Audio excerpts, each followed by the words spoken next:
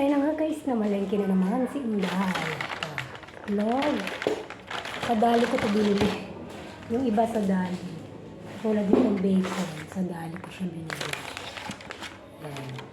Bacon, 180. Lahat-lahat ito, 1,054. Ang aking napamili. Pinagsama ko na.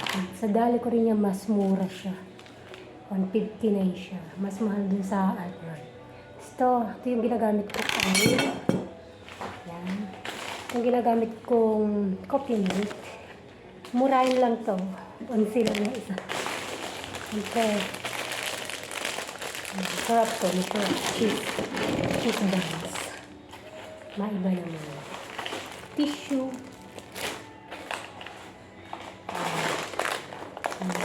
Yan. Siyempre.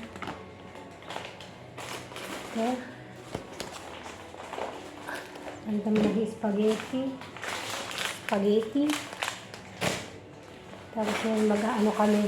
Yan. Magugulay kami ng upo. Tapos yung basta may ilalaw ko yung gulay.